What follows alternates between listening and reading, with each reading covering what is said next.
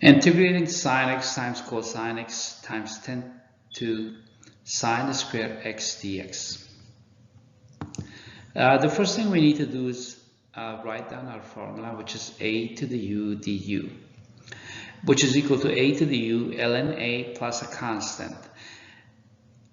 One advantage of writing it in terms of a to the u, our formula, instead of a to the x, it tells us where the u is. So since the exponent is sine square x, we try the u substitution.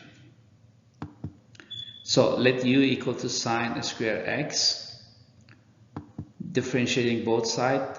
The derivative of u is du, and the derivative of sine square x is 2 sine x times the derivative of sine x, which is cosine x dx.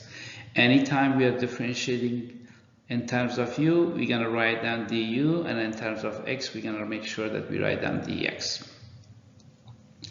Now at this time, we look at the initial problem. We have sine x cosine x. Here we have 2 sine x cosine x. So all we have to do is divide both sides of the equation by 2. So solving for sine x cosine x, dividing by 2, we're going to get sine x cosine x dx. And on the left side, we have the u divided by 2.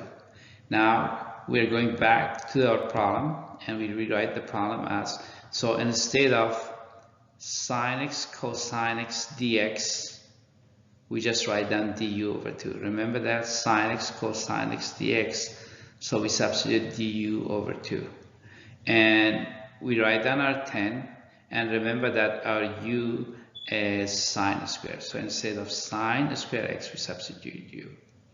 And now this looks exactly like what we have right here. So the next step is to just simply write it down, bring the constant down since it's divided. So you write down 1/2 outside. You always pull the constant out. That will make our expression really easy.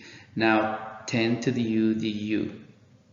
We integrate it based on our formula. We write it down. We bring down our constant. So that is really a to the u ln a plus a constant. A to the u divided by ln a plus a constant.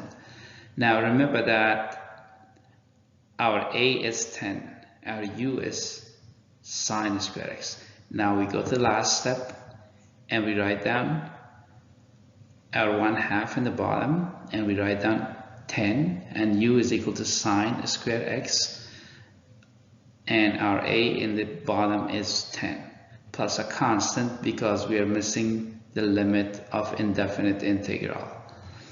Thanks for watching. I hope this was helpful.